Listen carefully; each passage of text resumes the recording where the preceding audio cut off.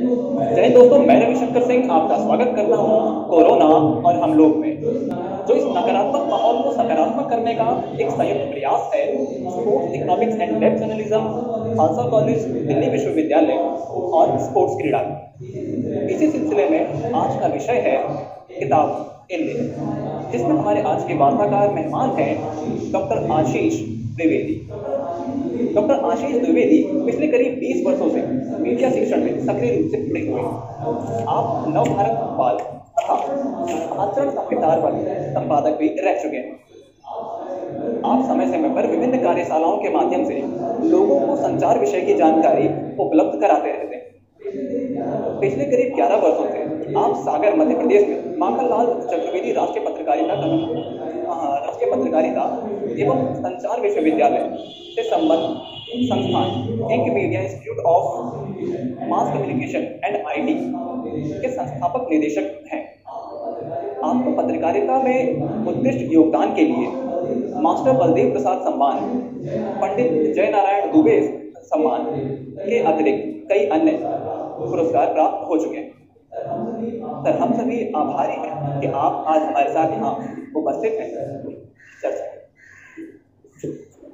बहुत धन्यवाद रविशंकर जी इस उम्दा परिचय के लिए, और बहुत बहुत धन्यवाद इस पूरे आयोजन की सूत्रधार और हम सबकी ऊर्जा और प्रेरणा की स्रोत आदरणीय स्मिता मैडम,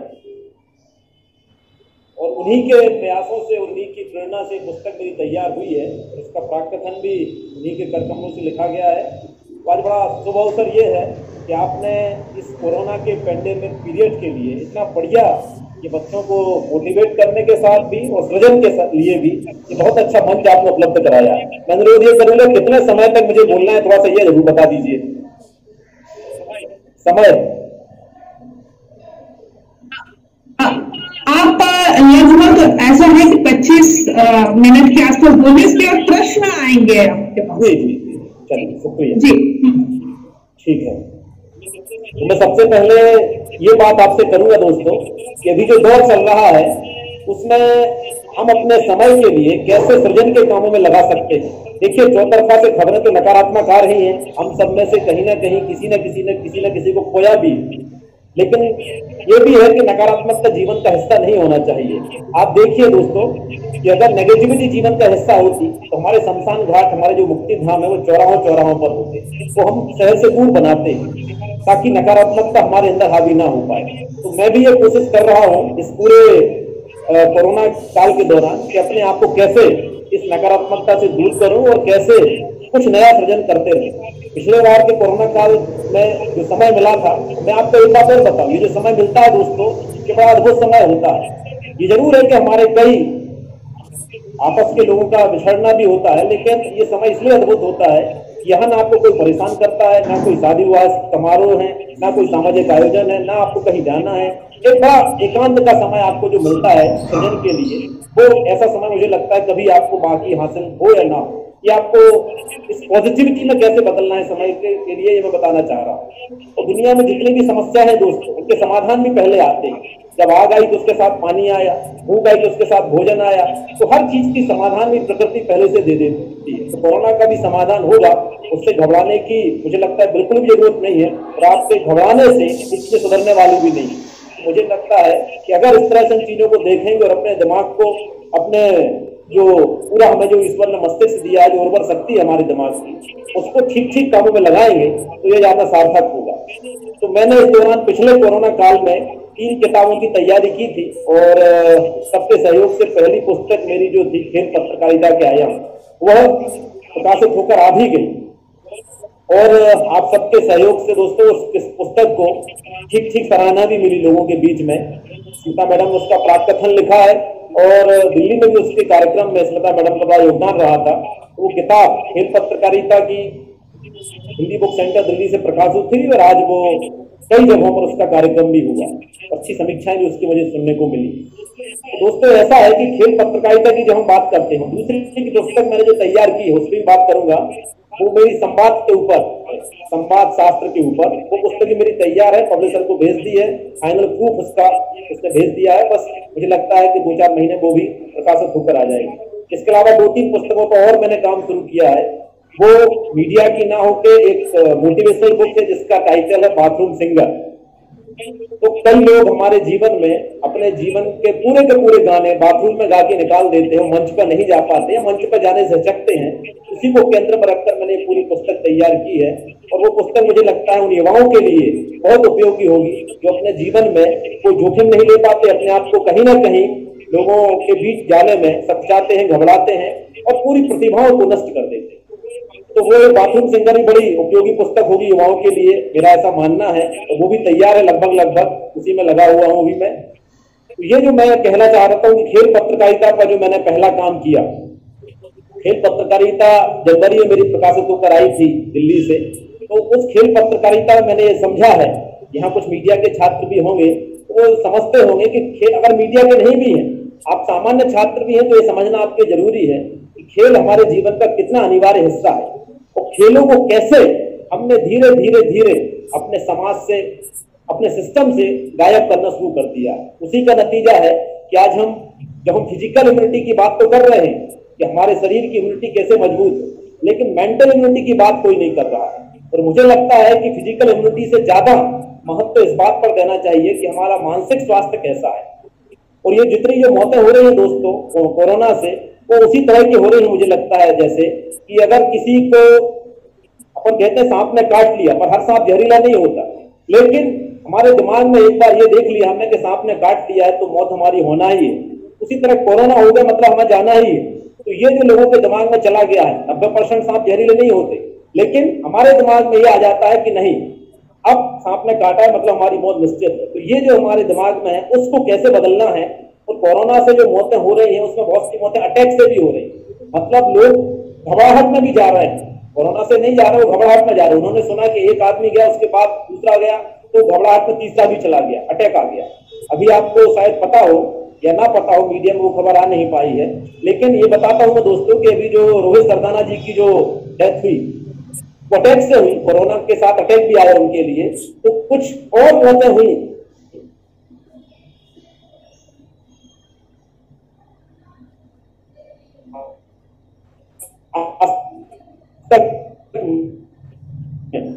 ये और वो जिन्होंने सारे रोहित सरदाना की मौत हो गई, उसके बाकी जो 3-4 वहाँ जो एडिटिंग के तौर पर काम करते थे, कुछ प्रोड्यूसर के असिस्टेंट प्रोड्यूसर थे, वो पहले से कोरोना के पीड़ित थे। और जहां वो रोहित सरदाना की डेथ हुई तो उसके साथ 3 लोग और चले। तो ये मैं कहना चाहता हूं दोस्तों कि इस मेंटल इम्यूनिटी की जो बात हमने करना बंद कर दिया और हमारे देश में मानसिक स्वास्थ्य की जब हम बात करते हैं तो लोगों को लगता है डिप्रेशन की बात, अवसाद की बात, ये क्या बात कर रहे हैं, मुझे कोई बीमारी नहीं। तो ये जो हमारे दिमाग में जो हमारे देश का जो सिस्टम है, जो साइकोलॉजिकल सिस्टम बना दिया गया है, उसके साथ ये बड़ी दिक्कत है कि मेंटल हेल्थ पर कोई बात ही नहीं कर रहा। जब तक मेंटल हेल्थ पर बात नहीं होगी, फिजिकल हेल्थ और मेंटल हेल्थ, खेल हमें क्या सिखाता है, खेल हमें हारना सिखाता है। आज कोई हारने को तैयार नहीं है, हर किसी को जीत चाहिए। माँ बाप चाहते हैं कि हमारा बच्चा हर एग्जाम में, खेल में, जनरल नॉलेज में, हर चीज में कॉम्पिटिशन में प्रथम आए। तो ये जीतने की जो पीड़ा, जीतने का जो हमारे अंदर जुनून आ गया है, हमने हारना छोड़ दिया। खेल कहता है हारिए हारिए, हार कर फिर जीतिए। तो ये चीज हमें खेल सिखाता है। टीम भावना हमें खेल सिखाता है, जूझने की, लड़ने की शक्तियां हमें खेल से मिलती हैं। तो ये सारी चीजें खेल पत्रकारिता में भी उतनी जरूरी है। और मैंने खेल पत्रकारिता की जो पुस्तक है उसमें उन तमाम पहलुओं पर भी बात कहीं ना कहीं करने का प्रयास किया है कि हम केवल खेलों की बात करते हैं और लोग ये कहते हैं कि हमारे यहाँ 65% यूथ है, 35% एज से जो नीचे के लोग हैं वो 65% है। लेकिन फिर क्या वजह है कि हम डायबिटीज में नंबर 1 है, क्या वजह है कि हम मोटापे में नंबर 3 है। तो ये इसके पीछे की वजह क्या है? क्योंकि हमने मैदान से लगभग नाता तोड़ लिया है। खेल पत्रकारिता या खेलों के प्रति हमारा रुझान जो है, स्कूल सिस्टम से खेल गायब हो गया। स्कूलों में आप देखिए खेल के पीरियड्स खत्म हो गए, खेल के मैदान खत्म हो गए। उसके पीछे खेल पत्रकारों को इस विषय पर भी उतना ही काम करने की जरूरत है दोस्तों। जब तक हम ये नहीं बताएंगे लोगों के लिए, ये जो हमारे यहाँ की जो एक साइकोलॉजिकल भर दिया गया है कि खेलोगे कूदोगे बनोगे खराब, पढ़ोगे लिखोगे बनोगे नवाब, ये जो एक कहावत लोगों के दिमाग में चली गई, उससे कहीं ना कहीं खेलों का बड़ा बेड़ागर्क हुआ है और हमने धीरे धीरे खेलों से दूरियां बनानी शुरू कर दी। अब जो नया कल्चर आया है दोस्तों, वो क्या कहता है, फिजिकल फिटनेस पर ध्यान दीजिए, आप 6 पैक बनाइए, 5 पैक्स बनाइए, जिम जाइए। तो वो खेल का हिस्सा नहीं है। फिजिकल फिटनेस और स्पोर्ट्स में बहुत डिफरेंस है, तो मेरा मानना है स्पोर्ट्स में टीम होती है, स्पोर्ट्स में मैदान है, स्पोर्ट्स में आप जाकर लोगों के बीच अपना परफॉर्म करते हैं, वो अलग किस्म की विधा है। और ये फिजिकल फिटनेस की जो हम जिम में ट्रेनिंग करते हैं वो अलग बात है। तो ये यूथ जो डाइवर्ट हुआ है मैदानों से जिम की तरफ, और खासतौर पर हमारे बॉलीवुड के हीरोज को देखते देखते, तो वो कहीं ना कहीं मैदानों से जब हमारी दूरी होगी तो खिलाड़ी कैसे पैदा होंगे। प्रभाष जोशी जी का नाम आप सबने सुना होगा दोस्तों, पत्रकारिता की पढ़ाई कर रहे हैं। प्रभाष जोशी ने बड़ी अच्छी बात कही थी, बड़े अच्छे खेल पत्रकार थे, जनसत्ता के संपादक भी रहे हैं। उन्होंने एक अच्छी बात कही थी कि भारत एक खेल प्रेमी देश तो है पर खिलाड़ी देश नहीं। अब देखिए जैसे ही वर्ल्ड कप आता है पूरे जहां जुनून आ जाता है, आप उस कलर की टी शर्ट पहन के घरों से निकल जाते हैं, अपने हीरोज के पोस्टर लेके निकल जाते हैं, सब कुछ करते हैं और स्टेडियम भरे पड़े होते हैं। आईपीएल में भी अभी आपने देखा, वो सारी चीजें हैं।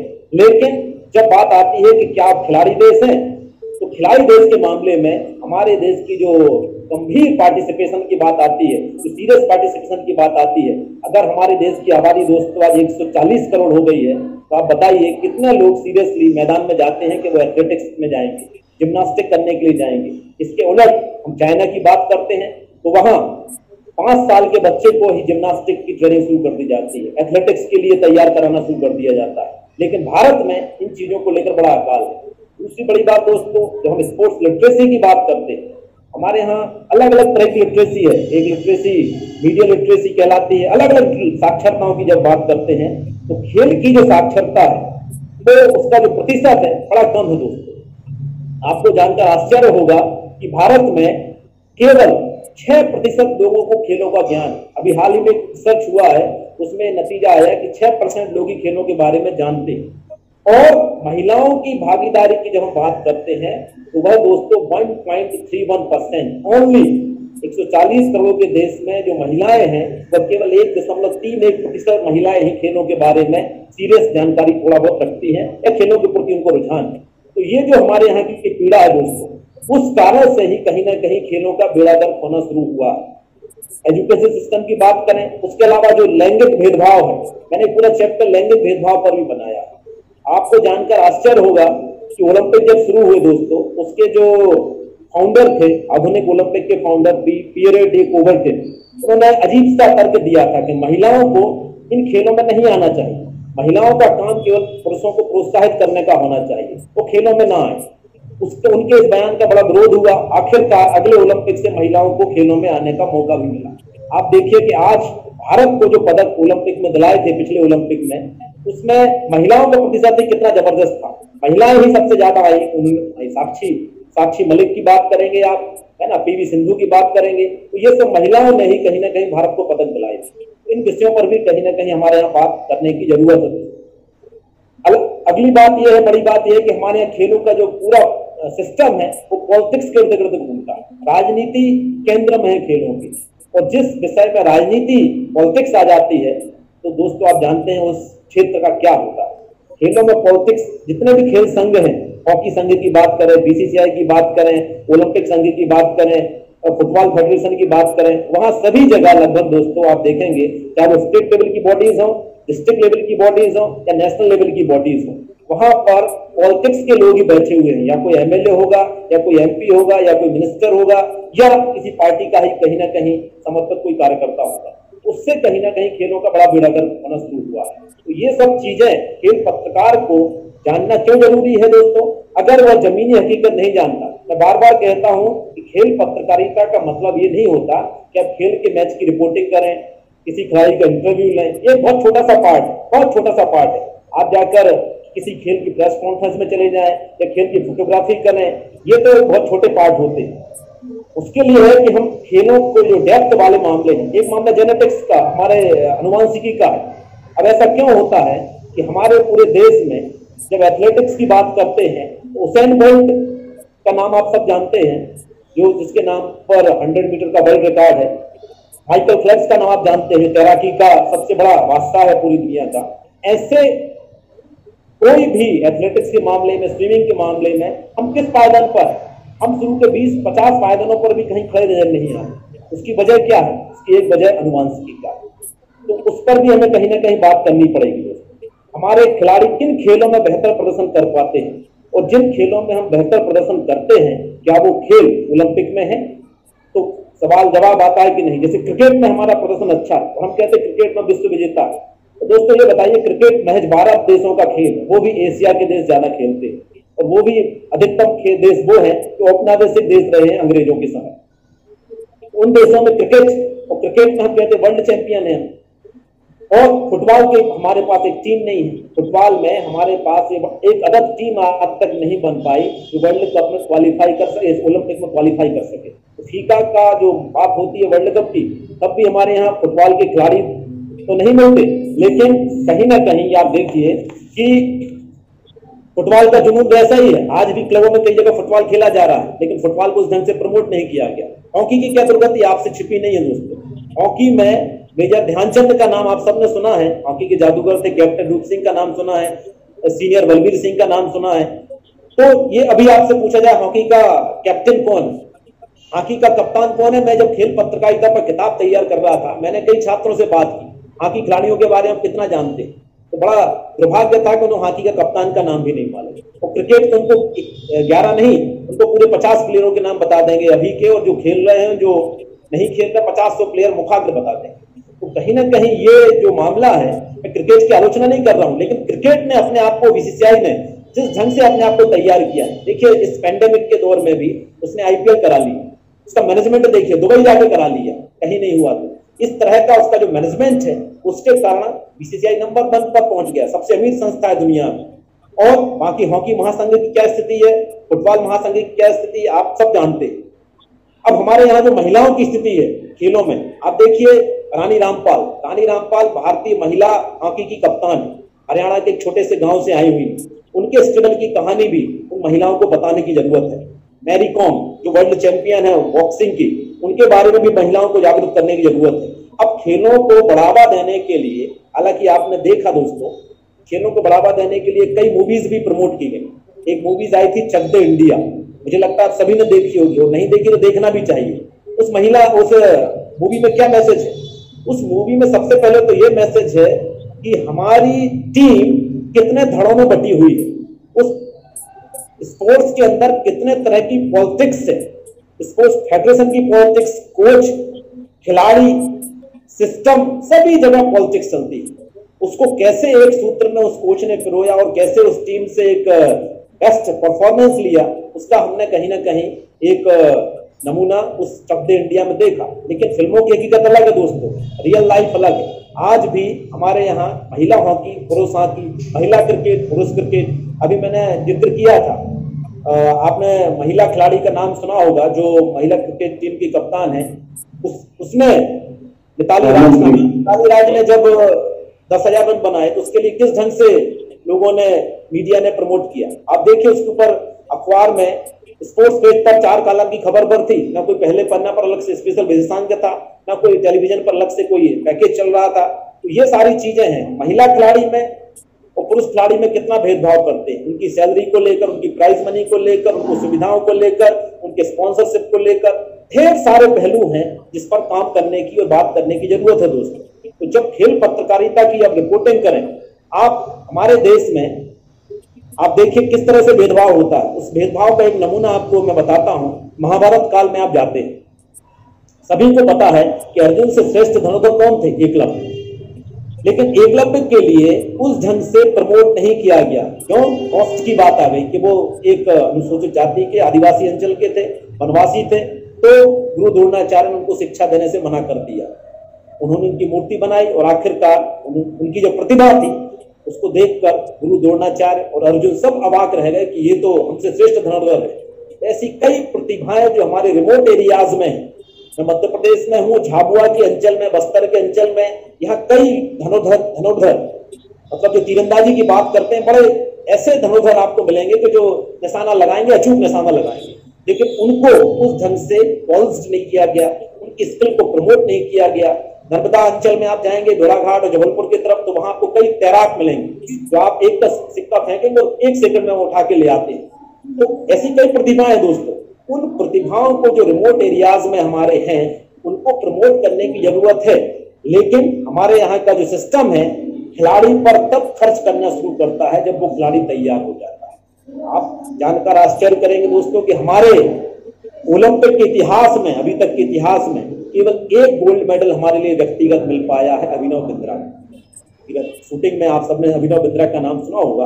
अभिनव बिंद्रा के पिता ने इंटरव्यू में ये कहा था, ये जो गोल्ड मेडल मिला है मेरे अभिनव बच्चे के लिए, ये इसमें सरकार का कोई योगदान नहीं है, न है कि खेल सिस्टम का कोई योगदान है, ये मेरे व्यक्तिगत प्रयासों से मिला है, क्योंकि मैंने इसके लिए उस ढंग से कोचिंग की व्यवस्था की, उस ढंग से मैं थोड़ा संपन्न था, तो मैंने वो सारी व्यवस्थाएं कर दी, तब जाके ये सारी चीजें उसे हासिल हो पाई। तो कहने का मतलब ये है दोस्तों कि हमारे यहाँ सिस्टम तब काम शुरू करता है जब आप एक अच्छे खिलाड़ी बन जाते हैं। हमारे मध्य प्रदेश की सरकारें क्या करती हैं, ओलंपिक के खिलाड़ियों को बुलाती हैं, मैं आलोचना नहीं कर रहा हूं, लेकिन 1-1 करोड़ रुपया उनके लिए गिफ्ट में देती हैं, बतौर पुरस्कार के तौर पर देती है, मंचों से पुरस्कृत करती है, लेकिन इस बात की चिंता नहीं करती क्या वजह है कि मध्य प्रदेश का कोई भी खिलाड़ी आपका एक क्रिकेट टीम में भी नहीं है। क्या वजह है कि हमारे यहाँ का जो एक स्टेट था, भोपाल राजधानी थी, वो हॉकी की नर्सरी हुआ करता था, हॉकी का ब्राजील कहलाता था, लेकिन उस हॉकी के ब्राजील से अब कोई खिलाड़ी निकलना बंद हो गया था, नर्सरी नष्ट कर दी गई। उन कारणों की पड़ताल करने के लिए कोई तैयार नहीं है। मलखंभ हमारे यहाँ का राजकीय खेल है, तो मलखंभ में हम कहाँ पर हैं? हमने अपने परंपरागत खेलों के साथ कैसा व्यवहार किया है? हमने अखाड़े बंद कर दिए अपने, जिनमें हमारा शारीरिक शोषण तैयार होता था वो बंद हो गए। एक केवल गुरु हनुमान अखाड़े का नाम मुझे याद आता है, जो राष्ट्रीय स्तर पर बड़ा काम कर रहा है। बजरंगी पुनिया से लेकर सुशील कुमार से लेकर कई बड़े पहलवान वहां से निकले। तो ये जो परंपरा हमारे यहाँ की थी, वो परंपराएं हमें लगभग बंद कर दी। उस सब के कारण ही कहीं ना कहीं खेलों में हम हाशिए पर आना शुरू हो गए। और एक बात और याद रखिए दोस्तों, आप जिन भी देशों की आप बात करते हैं, फ्रांस की बात करते हैं, जर्मनी की बात करते हैं, इटली की बात करते हैं, अमेरिका की बात करते हैं, ब्रिटेन है, चाइना की बात करते हैं, रसिया की बात करते हैं, वो दुनिया के फलक पर पावरफुल हैं, तो खेलों में भी पावरफुल है। जो खेलों में पावर है उनका, जो खेलों में उनकी शक्ति है, वो विश्व के पटल पर भी दिखती है कहीं ना कहीं। तो भारत उस ढंग से खेलों में भी आगे नहीं है, इसलिए अंतर्राष्ट्रीय शक्ति के तौर पर भारत को मान्यता कहीं ना कहीं नहीं मिल पाई। चाइना जिस ढंग से काम करता है खेलों को प्रमोट करने के लिए, अगर हम चाइना से ही तुलना कर लें, वो इसलिए क्योंकि चाइना और हमारी आबादी में बहुत अंतर नहीं, उससे ही तुलना कर लें, वहां की जो तैयारियां हैं, 1 करोड़ लोग वहां बैडमिंटन खेलते हैं रोजाना, महिलाओं के साथ भी उस तरह से तैयारी शुरू होती है, कोचिंग उस तरह की होती है। तो ये सारी व्यवस्थाएं अगर भारत में शुरू उस ढंग से हो जाए, भारत खेलों के मामले में दोस्तों बहुत देर से जागा है, बहुत देर से जागे हैं। आजादी तो 47 में मिल गई थी, लेकिन हम जागे बहुत देर से हैं। 1982 में जब हमारे यहाँ एशियाड हुए, उस समय थोड़ा सा माहौल बनना शुरू हुआ। 83 में जब वर्ल्ड कप चैंपियन हुए क्रिकेट में, तब थोड़ा माहौल बनना शुरू हुआ। उसके पहले खेल मतलब हॉकी ही हुआ करता था, और हॉकी को जैसे ही हमने छोड़ा, हॉकी रसातल में जाने लगी। तो इन खेलों को बराबरी से प्रमोट करने की जरूरत है, स्पॉन्सरशिप की जरूरत भी है। और आप मीडिया में अगर काम करने वाले हैं, तो एक मीडिया पर्सन होने के नाते आपकी ड्यूटी भी है कि स्पोर्ट्स पर्सनालिटी है, स्पोर्ट्स के पेज का मतलब केवल क्रिकेट नहीं होता। मैडम एक बहुत अच्छा अखबार निकालती है स्पोर्ट्स कीड़ा के नाम से। स्पोर्ट्स कीड़ा में सारी वो चीजें वो मैडम देने की कोशिश करती है ना, अलग अलग खेलों पर बात करती है। उनकी बड़ी अच्छी हेडलाइन मुझे याद है, बजेगी सीटी उड़ेगा फुटबॉल। उनका एक अखबार की मुझे हेडलाइन अभी भी याद है, मेरे पास रखा हुआ है। वो किस तरह के आप शीर्षक दे रहे हैं अखबार में, शीर्षक पर भी काम करने की जरूरत है। हेडलाइंस अगर बेहतर होती है तो उस अखबार में आप अखबार में अंदर तक उतरते हैं, अखबार पढ़ने की आपको इच्छा होती है। इस तरह से दोस्तों हमें अब खेल की ढेर सारी पत्रिकाएं बंद हो गई हैं। आप दुर्भाग्य है, अभी हमारे मध्य प्रदेश से खेल हलचल निकलती थी, वो बंद हो गई है। खेल पर जो काम करना चाहिए, खेल पत्रकारिता को, मैडम जानती है खेल पत्रकारिता को यह कहा जाता है खिलौना पत्रकारिता कर रहे हैं। मतलब बहुत ट्रायल जर्नलिज्म है, बहुत पॉपकॉर्न किस्म की जर्नलिज्म, उसको उस ढंग से जो प्रमोशन मिलना चाहिए, वेटेज मिलना चाहिए, वो ग्लैमर नहीं मिल पाता।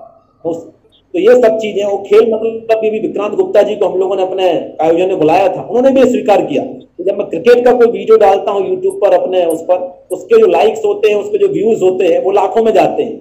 और जब मैंने पीवी सिंधु का इंटरव्यू डाला तो 10,000 से ज्यादा व्यूज नहीं मिले। तो कहीं ना कहीं अभी बहुत काम करने की जरूरत है, उस मेंटलिटी को बदलने की जरूरत है। और वो मेंटलिटी बदलने में मुझे लगता है अभी बहुत समय लगेगा। धीरे धीरे हम ये लोग प्रयास कर रहे हैं, मैडम भी प्रयास कर रही हैं, बहुत बड़ा प्रयास कर रही हैं वो लंबे समय से। और मुझे लगता है वो स्पोर्ट्स पर्सन भी हैं, स्पोर्ट्स की टीचर भी हैं, सब कुछ है ना, वो स्पोर्ट्स का काम भी कर रही हैं। तो वो जो काम कर रहे हैं वो उसके आगे तो मैं एक छोटा सा काम भी नहीं कर पाया हूँ, लेकिन थोड़ा बहुत प्रयास मैंने किया है दोस्तों। और खेल पत्रकारिता विधा पर एक जो किताब मैंने तैयार करने का जो प्रयास किया था, वो मुझे लगता है उसमें सारे पहलुओं को, कुछ छूटे हैं अभी बहुत सारा, अब पढ़ने के बाद लगता है कुछ चीजों पर और काम होना चाहिए। पत्रकारिता पर जो किताब है वह एक प्रयास है छोटा सा, ताकि खेलों की जो वास्तविक स्थिति है देश में, उससे आपको को परिचय कराया जा सके। जब तक आपको खेलों की स्थिति नहीं पता होगी, आप खेलों की रिपोर्टें नहीं कर सकते। तो वो सारी चीजें कोशिश की है। मैं खेल पत्रकारिता पर अब बात यहाँ खत्म करता हूँ और केवल 5 मिनट और मैं अपना थोड़ा सा संवाद के ऊपर बात करूंगा, अगर आपकी इजाजत हो। बिल्कुल, जी जी। पर आपके मन में जो भी सवाल हो, मैं कोशिश करूंगा कि खेलों पर आपसे बात करूं, क्योंकि 25 मिनट में मेरा 20 मिनट समय हो चुका है। मैं केवल 5-10 मिनट बात करूंगा। दूसरी बात बड़े दोस्तों ये है कि हमारे जीवन में संवाद का क्या मान, और हमारे जीवन में जितने भी तरह के विवाद हैं, जितने भी तरह के संकट हैं, जितने भी तरह के मनमुटाव समाज में आ रहे हैं, इसके मूल में क्या है? संवाद। हमने मानव शास्त्र की रचना कर ली, समाज शास्त्र की रचना कर ली, इकोनॉमिक्स में अर्थशास्त्र की रचना कर ली, पर संवाद पर बात बहुत कम होती है, जो जीवन की सबसे बड़ी धुरी है। और हम ये भूल जाते हैं कि संवाद के बगैर, संवादहीनता समाज में है।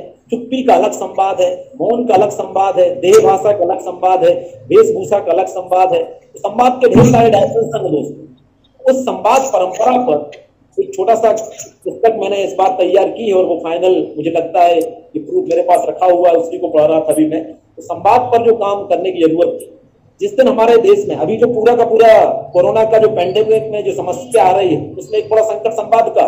ढेर सारे लोग वैक्सीन लगवाने नहीं जा रहे। क्यों नहीं जा रहे? उनके मन में ये धारणा आ गई, उनके मन में ये विचार आ गया है कि वैक्सीन लगवाने से न जाने किस तरह की बीमारी होगी। 2-4 केस ऐसे हुए बीच में। तो गवर्नमेंट जिस तरह का कम्युनिकेशन इस दौर में होना चाहिए, सोसाइटी का कम्युनिकेशन जो होना चाहिए, हमने ये मान लिया कि जिसको कोरोना हो गया उसको सोशल बाइकआउट हो गया। तो लोगों ने कोरोना की बीमारी को छुपाना शुरू कर दिया। हमारे छोटे शहरों में तो और दिक्कत है, कई जगह लोगों ने इस बीमारी को छुपाया, बताया नहीं। बीमारी जब पीक पर आ गई, 4 दिन 5 दिन हो गए, 80% लंग्स उनके डैमेज हो गए, तब उन्होंने बताया कि नहीं बीमार हो गया। डॉक्टर ने हाथ खड़े कर दिए कि अब मेरे बस का नहीं है, इसको एयर एम्बुलेंस से हैदराबाद ले जाइए। तो कई सारे केसेस ऐसे हो रहे हैं जो संवादहीनता के कारण हो रहे हैं। घरों में संवाद खत्म हो गया है, समाज में पड़ोस में संवाद खत्म हो गया है, और बचा खुचा जो संवाद खत्म हुआ वो कोरोना ने खत्म कर दिया।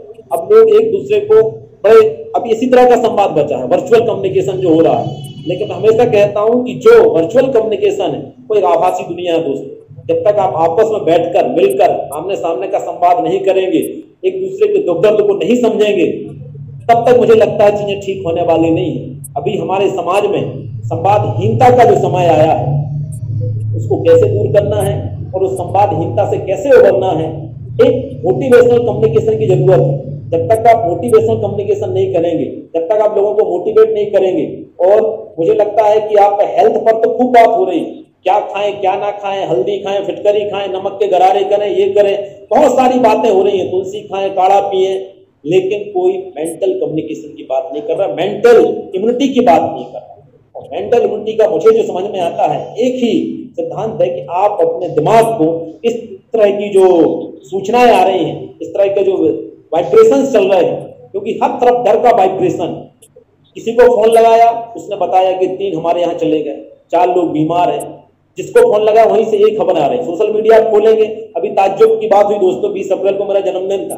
20 अप्रैल को जन्मदिन था, 1-2 स्टूडेंट्स ने मेरा पोस्ट डाल दिया। पोस्ट डालते ही साथ लोगों को लगा कि आशीष द्विवेदी है कि नहीं है, नीचे ऊपर पड़े नहीं लोगों ने, और एक ने ओम शांति भी लिख दिया। मेरे पास फोन आया,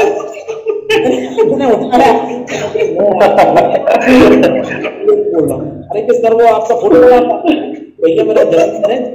तो आज जो कम्युनिकेशन हो रहा है वर्चुअल मीडिया का, उसमें देखा ही नहीं जा रहा है कि क्या है क्या नहीं है। उसने कहा लो फोटो लगी, मतलब या तो जन्मदिन होगा या चला गया, नीचे ऊपर कुछ पढ़ा ही नहीं जा रहा, लिखा क्या है क्या नहीं है, कुछ नहीं पढ़ने की फुर्सत है।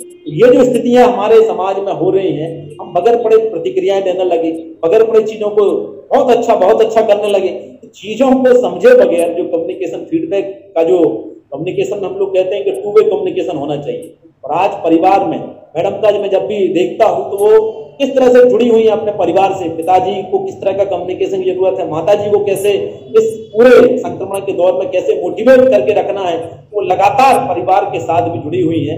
और परिवार के साथ आप जोड़ते हैं तो परिवार ही आपकी धुरी है, उसको जोड़े रखना का काम बहुत जरूरी है इस समय। इस सब मुद्दों पर भी कहीं ना कहीं बात हो, इन सब विषयों पर भी बात होगी। तो मुझे लगता है कि संवाद शास्त्र पर जो मेरी किताब आने वाली है, मैंने इन सब विषयों को उठाया, भारत की संवाद परंपरा पर भी बात की है। आप देखिए कि हमारे यहाँ जो संवाद होता है वह हमारे घरों के चबूतरे खत्म हो गए। एक छत संस्कृति होती थी, छतों पर लोग जाते थे, चबूतरा संस्कृति, छत संस्कृति, बरामदा संस्कृति, आंगन की संस्कृति, बहुत सी संस्कृतियां थी, चौपाल की संस्कृति, वो सब संस्कृतियां धीरे धीरे धीरे धीरे खत्म होती जा रही है। तो वो जो संस्कृतियां खत्म हो रही हैं, आपस में हम एक दूसरे के सुख दुख को, पनघट की संस्कृति, तो वो संस्कृतियां खत्म होने से क्या हुआ है कि हम आपस में बहुत दूर हो गए, पास रहकर भी दूर होने लगे। पहले छतों से जो संवाद होता था, एक छत से दूसरे छत पर आना जाना होता था, छतों पर शाम को महफिलें लगती थी, वो सब धीरे धीरे हमने खत्म कर दिया। तो ये कोरोना ये सिखाता है कि आपको वापस उसी तरह के संवाद की तरफ आना पड़ेगा, उसी तरह से लोगों को जोड़ना पड़ेगा। लोग अपनी जो तकलीफ है, अपने जो वो बात है, वो सब चीजें की चीजें आपसे शेयर कर सकें। और शेयर करने में आप क्या होता है, एक घर में 12 टीवी, हर कोई अपने अपने कमरे में चला जाता है। पिता अपने कमरे में है, बच्चे अपने कमरे में, बहन अपने कमरे में, भाई अपने कमरे में, सबके अपने अपने रूम, सबकी प्राइवेसी। इस प्राइवेसी के कारण क्या हुआ, पहले घर में एक मोबाइल था, एक टेलीविजन था, सभी एक जगह आकर बात करते थे, सभी एक जगह बैठकर सीरियल देखते थे, एक साथ भोजन करते थे। अब सब अपनी थाली लेके अपने कमरे में चले जाते हैं। ये जो व्यवहारिक समस्या है, ये भारत की जो ताकत थी, ज्वाइंट फैमिली हमारे यहाँ की ताकत हुआ करती थी, संयुक्त परिवार, वह हमने अपने हाथों से कहीं ना कहीं नष्ट करना शुरू कर दिया। उसका ही कारण है कि अवसाद, जो डिप्रेशन की जो बीमारियां आ रही हैं, इस पर बहुत कम बात हो रही है। और आपको जानकर ताज्जुब होगा कि भारत में करीब 33 करोड़ लोगों के बारे में भी रिपोर्ट आई है कि अवसाद से पीड़ित हैं, वो बताते नहीं है। हर कोई अकेलेपन से परेशान है, एकांत और अकेलेपन में अंतर होता है। तो हर किसी के साथ ये समस्या, उसको अपने मन की बात करने वाला कोई मिल नहीं रहा है, संवाद करने के लिए कोई मिल नहीं रहा है, हम लाइक कमेंट में अपनी दुनिया ढूंढ रहे हैं। तो ये सारी चीजें जो बदली हुई हैं, उस समाज को फिर से भारत की जो पुरानी संस्कृति, उस पर वापस लौटना पड़ेगा। यही सब मेरी संवाद पर पुस्तक लिखने का मूल है। और उस पर और लंबी बात मैं आपसे करूंगा। मेरे 25 मिनट जो मैडम ने मुझे दिए थे, मुझे लगता है समाप्त हो गए पूरे। और अब जो भी सवाल आपके मन में हो, मैं उस पर बात करने के लिए तैयार हूँ, क्योंकि संवाद का अर्थ होता है two way communication, one way communication. मन की बात होती है, तो मन की बात तो कर दी मैंने, अब आप कोई सवाल कर उसको लिए मैं तैयार हूँ, तत्पर हूँ। और जो भी आपको ठीक लगा हो, ना लगा हो, वो आप शेयर कर सकते हैं। मैंने अपने अनुभव से जो कुछ सीखा है, जाना है, वो आपके साथ साझा करने का प्रयास किया। बहुत धन्यवाद, बहुत बहुत धन्यवाद आदरणीय स्मिता मैडम का कि इस दौर में वो एक बहुत रचनात्मक काम कर रही है, बहुत रचनात्मक काम कर रही है। उनकी ऊर्जा से पिछले करीब 18 सालों से अभिभूत हूँ। और जब से उनसे ग्वालियर मुलाकात हुई थी, तब से वो संवाद उनसे जारी था, बीच में टूट भी गया, लेकिन ईश्वर ने फिर जोड़ दिया है। तो मैं उनको बहुत बहुत आभारी हूँ। उन्होंने बहुत बच्चों को जोड़ने का काम कर रही हैं, और बच्चों को मोटिवेशन की बहुत जरूरत है। कई परिवार बिखर गए, कई बच्चे अनाथ हो रहे हैं, बहुत सी चीजें बिगड़ रही है समाज में। वहाँ आप जो कम्युनिकेशन का काम कर रहे हैं, यही पत्रकारिता में जो हम लोग कम्युनिकेशन पढ़ते हैं, यही उसकी सार्थकता है। उसकी सार्थकता ये नहीं है कि आप 5W+H की रिपोर्ट तैयार करें। समाज में जब वो संवाद होगा शुरू, तब मुझे लगता है असली संवाद माना जाएगा। बहुत बहुत धन्यवाद सारे मित्रों का, रविशंकर जी, लोकेश जी, मैडम, सारे लोगों का पुनः बहुत आभार।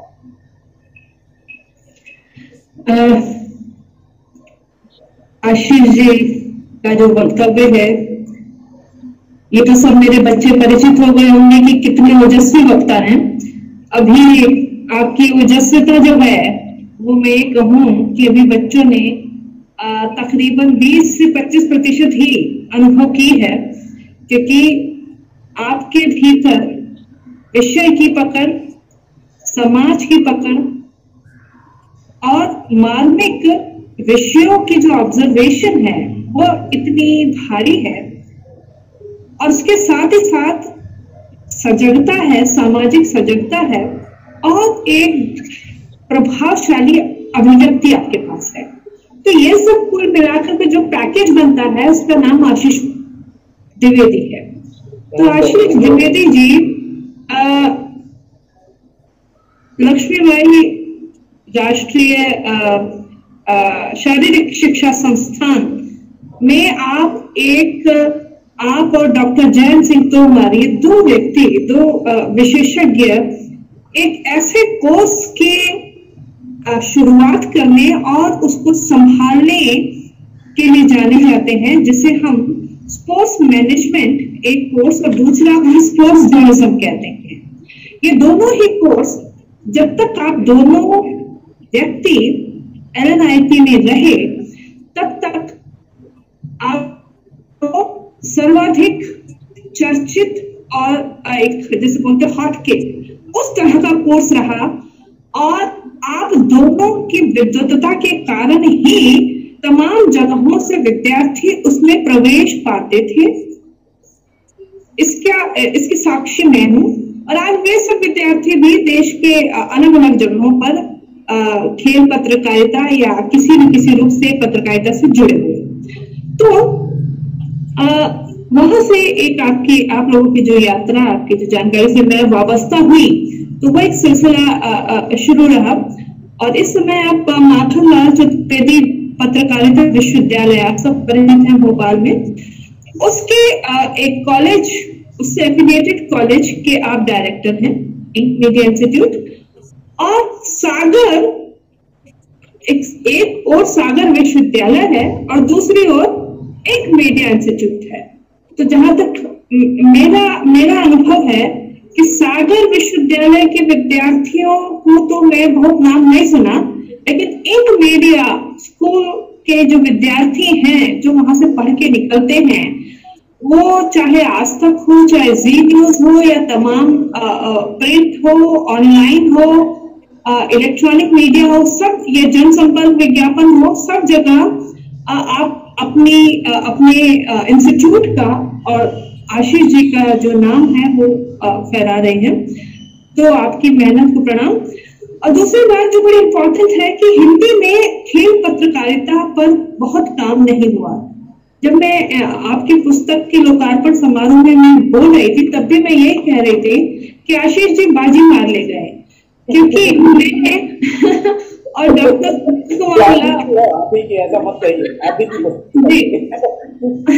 तो सुरेश कुमार लाल जी, हम लोग भी हिंदी खेल पत्रकारिता पर काम कर रहे हैं, लेकिन चूंकि हम कई काम एक साथ चल रहे हैं तो इसलिए वो गति उसमें नहीं आ पाई।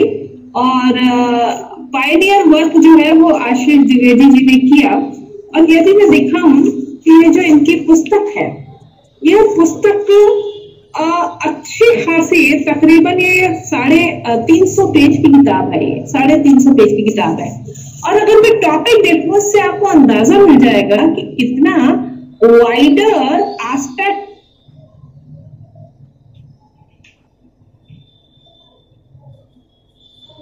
जागरूकता हालात, दिवस की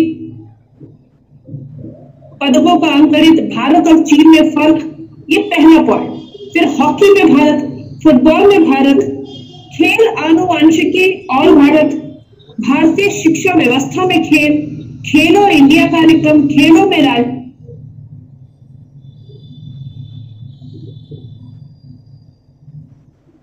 विज्ञान, राष्ट्रीय खेल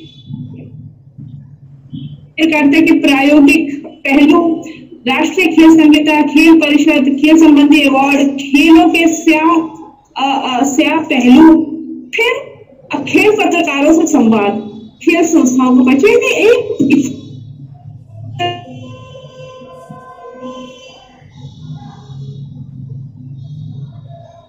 मैंने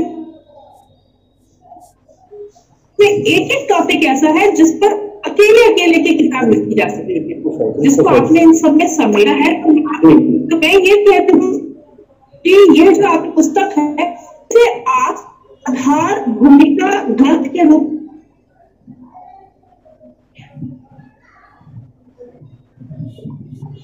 स्वतंत्र रूप में एक किताब आनी चाहिए। इतने महत्वपूर्ण विषय है और हिंदी में खेलों पर बात करने वाले लोग बहुत कम हैं। हमारा हिंदी का जो विद्यार्थी समुदाय है वो वंचित रह जाता है। तो इसलिए मुझे लगता है ये एक अत्यंत महत्व कार्य है। और जहां तक संवाद के ऊपर संवाद यात्रा के ऊपर हमारी आपकी जो अगली पुस्तक आप तैयार कर रहे हैं, तो बड़े अच्छी सी बात कही कि हमारे छत की एक संस्कृति होती थी, बरामदे की, आंगन की, चबूतरों की, चाय की, पुलिये की, लोगों की, है ना। हालांकि तुषार घर समझते होंगे, बनारस से हैं तो वहां पे कुछ कुछ चीजें अभी भी पाई जाती हैं। तो इस तरह की जो संस्कृति की जो सामासिकता है, सामूहिकता है, वो सामूहिकता बड़ी ताकत जगाती थी। और ये डिप्रेशन जैसे तो बीमारियां हिंदुस्तान में होती ही नहीं थी। ये तो अभी अगर मैं अपने हिसाब से बोलूं कि मैंने केवल 10 साल पहले ही, जब हमारे ही एक एक्सटेंडेड फैमिली में एक व्यक्ति की ऐसी मृत्यु हुई अवसाद के कारण, तब मुझे पता चला कि कोई बीमारी होती है। तो इससे पहले हमें अंदाजा ही नहीं था कि ये डिप्रेशन क्या चीज होती है। डिप्रेशन मोमेंट पे एक चीज है कि कोई चीज थी तो तकलीफ हो गई, लेकिन ये ऐसी गंभीर तकलीफें इसलिए है कि आदमी सामूहिकता से प्रेशर अकेला चला गया है। और वह जो सामाजिक संस्कृति हमारी थी, कंपोजिट कल्चर था, वह छिन्न भिन्न हो रहा है। तो बहुत अच्छी बात इन्होंने कही। तो मुझे लगता है कि आपके ये दोनों ही प्रयास बहुत बहुत सामाजिक दृष्टि से, साहित्यिक दृष्टि से और एकेडमिक दृष्टि से बहुत महत्वपूर्ण है ये पुस्तकें। और मैं चाहती हूँ विद्यार्थी लोग कोई इसमें प्रश्न जब करना चाहें। मैं थोड़ा प्रश्न भी करना चाहूंगा और सर को कुछ जानकारी, मतलब मैं क्या दूंगा खैर, लेकिन थोड़ा सा कुछ कंफ्लिक्ट है मेरे और सर के बीच में। अच्छी बात है। हाँ, प्लीज प्लीज। प्रणाम सर। नमस्कार भैया। सर तुषार, मैं ये कह रहा था सर, एक तो जो अभी तक का आपका वक्तव्य, पहले अपना परिचय। सर मैं परिचय हो गया है सर से, मेरा हो गया। चलो ठीक है, चलो। तो सर जो आज का मतलब वक्तव्य था, मैं सच बताऊं तो मुझे इतना अच्छा मतलब जो एक सुनने को मिला जी। और मैं सच बता रहा हूं कि अगर पत्रकारिता को और आज के खेल के जो भी बहुआयामी परिकल्पना हम लोग कर सकते थे, वो आपने सामने रख दी। वो चाहे ओलंपिक हो, चाहे आज के भारतीय खेल की जो परिस्थितियां हैं, मैं 100% इस चीज को मानता हूं कि हाँ, हम लोग कहीं ना कहीं पीछे हैं। 130 करोड़ की आबादी वाला देश पीछे है। सर मैं मास्टर्स इन फिजिकल एजुकेशन हूँ चौधरी चरण सिंह विश्वविद्यालय से, और रिसर्च कर रहा हूँ सर, मेरा रिसर्च चल रही है। तो मेरा सर 2013 में मतलब फादर को एक प्रोजेक्ट मिला था आदिवासी महिलाओं पर खेल रुचि और उनके खेल प्रदर्शन पर। बहुत सुंदर। तो उसके लिए सर मैं जी छत्तीसगढ़ और क्या कहते हैं झारखंड के कुछ इलाकों में मैं गया था, जैसे गोता गया था, रायपुर की साइड गया हुआ था। तो मैंने एक चीज पाया सर, और जो मतलब मैं चाहूंगा थोड़ा सा इस बारे में सभी लोगों को जानकारी देना, कि हमारे यहाँ खेल सुविधाएं भरपूर मात्रा में है। आज 2021 में जो भारतीय खेल मंत्रालय है, उसने जगह जगह एनसीओई सेंटर खोल रखे हैं। स्पोर्ट्स अथॉरिटी ऑफ इंडिया ने फंडिंग स्टार्ट कर दी है। लेकिन सबसे बड़ा जो लैक हमें मिलता है सर, वो मिलता है 1956 का जो हमारा पोषण एक्ट है, जो 2021 में भी बदला गया। उसमें वो सप्लीमेंट्स नहीं बच्चों के लिए इंट्रोड्यूस किए गए हैं, जिससे बच्चे का जो स्टार्टिंग खिलाड़ी बनने की शुरुआत बच्चे की जो 5 से 9 वर्ष की उम्र में शुरू हो जाती है। 12 से 17 वर्ष की उम्र में खिलाड़ी को अपना खेल पता चल जाता है, वो किधर जाता है। तो हमारे यहाँ 2021 में भी वो सप्लीमेंट, वो क्राइटेरिया नहीं दिया गया है गवर्नमेंट द्वारा, जो आज की डेट में हम अपने बच्चों को इंट्रोड्यूस करा सके। माँ बाप अधिक प्रेशर इस बात पे देता है कि बच्चा पढ़ेगा लिखेगा आगे बढ़ जाएगा। अभी है कुछ लोग चाहते हैं, कुछ पेरेंट्स चाहते हैं कि साइना नेहवाल बन जाए मेरी बेटी, मेरा बेटा विराट कोहली बन जाए, लेकिन उनको यही नहीं पता है कि एक्चुअल डाइट क्या देनी स्टार्ट करनी है, किस उम्र से बच्चे को खेल में डालना है। मैं इंजीनियरिंग कॉलेज में सर स्पोर्ट्स ऑफिसर हूँ। आकाश कुमार कुंतल अभी आपके क्या कहते हैं गोवा से मतलब गया था ट्रायल देने जी, उसने वहां के जो टॉप परफॉर्मेंस थे उनको बीट किया। बट सबसे बड़ा जो उसका लैक आया वो ये आया कि उसके पास वो फिटनेस लेवल नहीं। उसकी बॉलिंग स्पीड 143 किलोमीटर प्रति घंटा चल रही है, लेकिन हमें यही नहीं पता है कि एक्चुअल डाइट क्या है। और सर दूसरी बात, जहां हम बात करते हैं कि हमें वुमेन्स क्रिकेट या फिर महिलाओं को इतना स्कोप नहीं देते हैं, सर इसमें भी मैं एक चीज कहूंगा कि हम नागरिक हैं, भारतीय नागरिक हैं, हमें कोई अधिकार नहीं है किसी भी समय, चाहे वो ओलंपिक हो चाहे वो विश्व कप हो, अगर हम अपने खिलाड़ी को नहीं जानते तो मैं नहीं चाहूंगा कि कोई भी तिरंगा लेके सड़क पे उतर जाए और ये उम्मीद करे कि हमारे देश के खिलाड़ी स्वर्ण लेके आए और ये लेके आए। कोई उस मेहनत को नहीं समझता है। दीपा कर्माकर को ले लीजिए, हिमा दास को ले लीजिए, अगर वो स्वर्ण न लाती, उसके पीछे का संघर्ष किसी को नहीं पता, उससे किसी को मतलब नहीं। अगर वो स्वर्ण ला रही तो वो करोड़ों की महिला हो सकती है, देश उसको सलाम कर सकता है, लेकिन उसके संघर्ष को कोई सलाम करने वाला नहीं आता। ये हमारे देश की सबसे बड़ी कमी है, खेल पत्रकारिता से दूर हो सकती है सर। इसमें मैंने इलाहाबाद विश्वविद्यालय में सर मतलब इलाहाबाद विश्वविद्यालय में एक मास्टर्स इन फिजिकल एजुकेशन में कोर्स चलता है इसका स्पोर्ट्स जर्नलिज्म का। तो इसमें मैंने सर 5 टॉपिक लिए थे। एक तो पत्रकारिता परिभाषा है, खेल संगठन, जनसंपर्क माध्यम, खेलों पर रिपोर्ट लेखन और खेल संगठन तथा खेल पत्रकारिता। खेल पत्रकारिता को मैंने अलग से रखा है। इसमें कई ऐसे वैज्ञानिक, कई ऐसे महापुरुष ये भी बोल के गए हैं, आज की मीडिया अगर देखा जाए तो कुत्ते ने इंसान को काटा, इसको न्यूज बना दिया है, लेकिन असल मीडिया वो था, असल पत्रकारिता वो थी कि इंसान ने कुत्ते को काटा, उसको असल न्यूज माना जाता था। ये आयाम जब तक नहीं चेंज होगा सर, मुझे नहीं लगता कि खेल में कोई परिवर्तन आएगा, स्पॉन्सरशिप में कोई परिवर्तन आएगा, किसी चीज में आएगा। 2 पॉइंट हैं, एक तो मेरा न्यूट्रिशन उस पे और दूसरा खेल पत्रकारिता पे, जो मेरा अपना मानना है। अब सर मैं आता हूँ प्रश्न पे। इंसान को काटता है इंसान। जी, अब मेरा प्रश्न सर ये है, जैसे अगर मैं पीएचडी कर रहा हूँ सर, और मैं अगर अपने आप को खेल पत्रकारिता में एक आयाम देना चाहूँ, अगर साथ ही साथ मतलब एक साइड बाय साइड अगर मैं लेखन करना चाहूँ या मेरी कोई रुचि है, तो इसके लिए सर क्या मुझे डिप्लोमा करना आवश्यक है या फिर मैं एज अ फ्रीलांसिंग कर सकता हूँ अगर मेरी लेखन प्रतिभा या लेखन कुछ ठीक ठाक है? देखिए तुषार जी, पत्रकारिता में जो परंपरा पहले रही है उसमें डिप्लोमा डिग्री का कोई महत्व रहा नहीं है। आपको ये केवल एक गेट पास ऐसा अंदर भर चले जाएंगे। लेकिन मेरा विस्मता मैडम है साथ में, बस ये है कि आप डिप्लोमा पूरी करने के साथ थोड़ा सा आपको फिनिशिंग टच आ जाता है।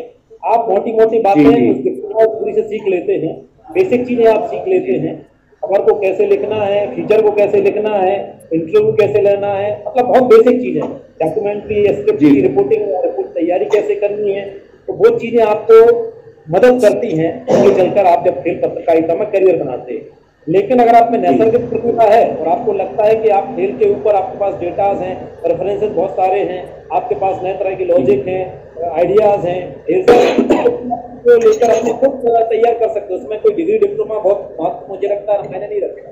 तो बड़े खेल पत्रकार हैं, जैसे पशुपति शर्मा जी का नाम आपने सुना, बनारस से ही है जी पत्रकार, है ना, तो बहुत बड़े पत्रकार माने जाते हैं खेल के राष्ट्रीय स्तर के। वो कोई डिग्री डिप्लोमा के पत्रकार थोड़ी है ना। तो ये डिग्री डिप्लोमा के बाद में कल्चर शुरू हुआ है। आप अगर खेल पत्रकारिता में आना चाहते हैं, पत्रकारिता कोई भी हो मुझे लगता है, उसमें डिग्री डिप्लोमा सेकेंडरी है। लेकिन आज के दौर में अगर आप डिग्री डिप्लोमा करके जाते हैं तो आपको कहीं ना कहीं एक जो प्रायोरिटीज है, आपको जो बहुत सी चीजें जो क्लियर हो जाती हैं, जैसे खेलों को लेकर आपको शब्दावली की बात है या खेलों के भाषा कैसी होती है, वो थोड़ी थोड़ी बातें आपको जो मैडम है या कोई और जो खेल पत्रकारिता आप जहाँ से करेंगे वो सीखने मिल जाती है, तो आपको सहूलियत होती है। तो दोनों बातें हैं, आपको वैसे भी जा सकते हो और ऐसे भी आ सकते हैं, आपके ऊपर डिपेंड करता है। जी तो सर यहाँ पे दो चीजें हैं यहाँ पर कि आप उसमें नौकरी करना चाह रहे हैं, खेल संवाददाता की नौकरी करना चाह रहे हैं, या आप फीचर राइटर हैं। फीचर राइटर अगर आप हैं और आपके पास जैसे हमने कहा कि डाटाज हैं और एक राइटिंग फ्लेयर आपके पास है, तो एक बात है। लेकिन जहां तक मेरी जानकारी है, अगर आप नौकरी के लिए जा रहे हैं तो आपके लिए डिप्लोमा और या डिग्री जो है वो पहली चीज होगी जो पूछा जाएगा आपसे आज की तारीख में। यानी पहले आशीष जी ने जिन पत्रकार का उदाहरण दिया है वो समय दूसरा था कि जितने भी हमारे बड़े पत्रकार या स्थापित हैं वो अभी पत्रकारिता की जो पढ़ाई जो कॉमन हुई है वो तो अभी बड़े हाल फिलहाल की चीजें हैं।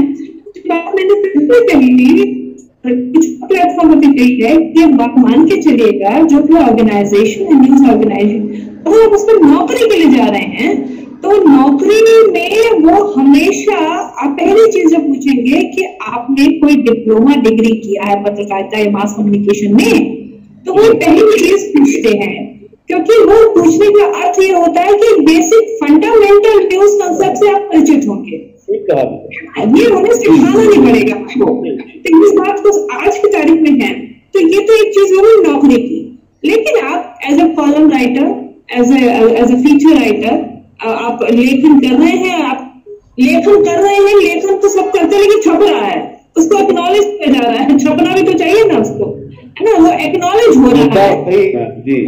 मुद्दा इसलिए है कि क्योंकि ये हमारे लफ्ज़ी बहुत चलती है। टू बी वेरी ऑनेस्ट, हमारे हिंदी में और भारतीय भाषाओं को, अन्य भाषाओं में मेरी स्थिति नहीं पता है, लेकिन हिंदी में बहुत सारी लफ्ज़ियां चलती हैं, फैक्ट्स कम दिए जाते हैं, फैक्ट्स पे बात होती है, मुद्दों पे बात कम होती है, जो चली चलाई हुई जो लफ्ज़ियां हैं हम उन्हें यूज करके अपना काम निकाल लेते हैं, ठीक है ना। तो ये राइटिंग, अगर आप एक टेक्निकल राइटिंग कर रहे हैं, स्पोर्ट्स राइटिंग एक टेक्निकल राइटिंग है, तो अगर आप उस तरह की राइटिंग कर रहे हैं तो आपके पास बड़े सॉलिड फैक्ट्स होने चाहिए जिस पर आप बात करें। अगर आशीष जी आप बात कर रहे हैं कि हम डायबिटीज में पहले नंबर पर है दुनिया में और मोटापे में तीसरे नंबर पर है, तो ये फैक्ट है, ये फैक्ट्स है जो उन्होंने मेहनत करके निकाले होंगे, कहीं से भी देखे हैं। तो ये फैक्ट्स को मेंशन करना, उसका सोर्सेस पता होना बड़ा जरूरी है। अब हम तो जनरली बात करते हैं कि भारत समय के चलिए ये फलाना था कि कहना, ये तो लफाजते को समय जा चुका है। मतलब वो हमारे बचपन और हमारे कॉलेज का समय ये ऐसी कहानियां चलती थी कि भैया भारत खड़ी होती थी, अंग्रेज ऐसे पूर्वी सभ्यता पश्चिमी सभ्यता, हमारे यहाँ सभी लोग आके हमारी सभ्यता खराब, ये सब बकवास चीजें हैं। तो मुझे लगता है कि आज आप अच्छे प्रोफेशनल, अच्छे राइटर तब कहलाते हैं जब सॉलिड कंटेंट है आपके पास, है ना। इस तरह की बातों का समय जा चुका है। तो मेरे कहने बात करूंगा थोड़ा सा टेक्निकली बात, बताएंगे कि लेआउट डिजाइनिंग क्या होता है, या डीसी का मतलब क्या है। अगर मैं आपसे कहता हूं डीसी में लगा दीजिए तो क्या समझेंगे आप? हेलो, इस खबर को डीसी कर दीजिए, इस खबर को फ्लर में कर दीजिए, तो उसका मतलब समझ पाएंगे क्या आप?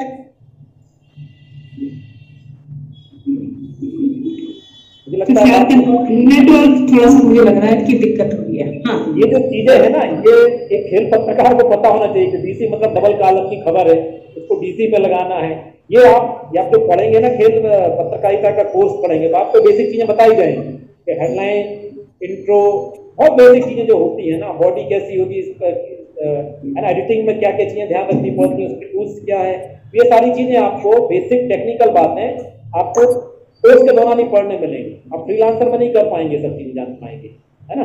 सर नमस्कार।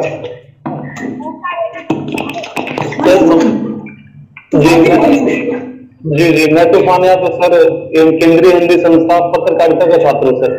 और मैं एक सवाल मतलब आपसे पूछना मतलब जानना चाह रहा था कि सर आपने जो 20-25 मिनट बोला उसमें काफी चीजें थी जो मतलब हमने देख रहे हैं और जानते हैं कि इंडिया में स्पोर्ट्स की कंडीशन क्या है और किस कारणों से पीछे है और महिलाओं का सब स्थिति पढ़ा सुना है तो समझ में है। बट एक जो नया चीज जो मेरे को लगा, जो आपने बोला कि जेनेटिक वाली जो इस्तेमाल करी स्पोर्ट्स, तो वो मैं इस तरीके का पहले मैं भी सुना नहीं था।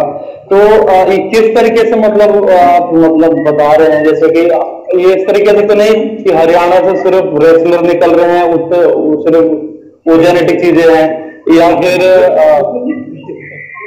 या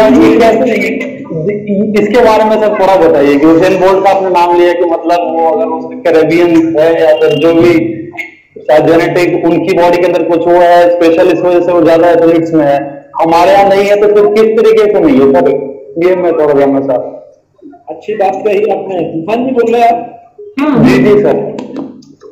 तूफान जी, जेनेटिक्स की जहां तक बात है, आप देखिए कि हर खेल में अलग अलग क्षेत्र में अलग अलग खिलाड़ियों का दबदबा होता है।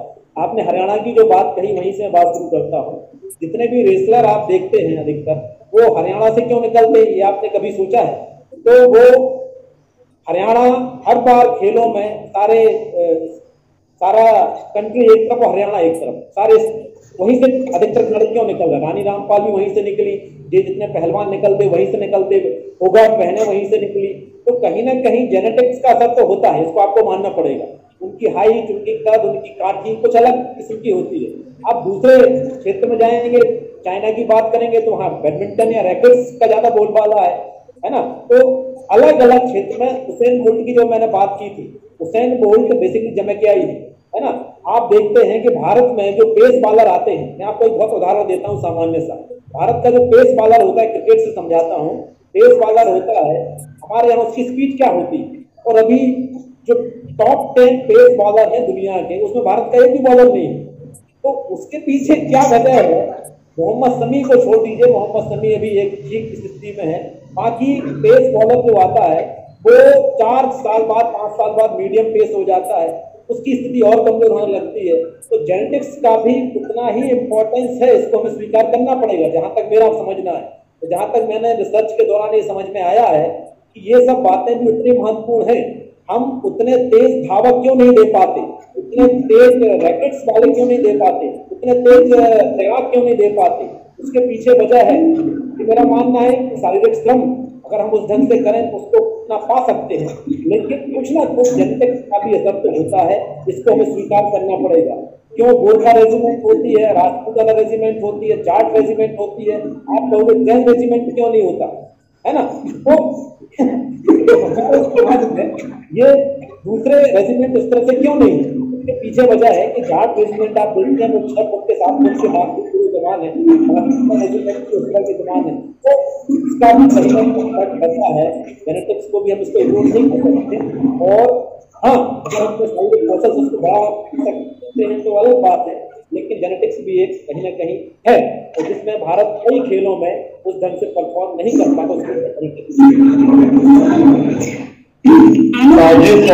हाँ तूफान जी, इसमें यह है कि स्थिति कि जो पहाड़ी क्षेत्र है, जो तटीय क्षेत्र है, जो मैदानी क्षेत्र है, एक तो ये जो ज्योग्राफिकल सिचुएशंस जो होती हैं, ये उस ज्योग्राफिकल सिचुएशन में रहने वाले व्यक्ति के शरीर की निर्मित होती है, साथ में उसकी जो फूड हैबिट्स होती हैं वो उसको कंट्रोल करती है।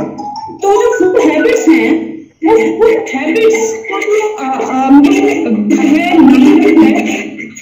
हमारे यहाँ देखा जाए तो जो मसाले हैं, हमारे खाना देखिए काम आदमी, हमारे जो एथलीट होता है उसको पैर देखिए, उससे आपको अनुभव हो जाता है उसके पैर छोटे होते हैं, वो बड़े कमजोर से पैर होते हैं।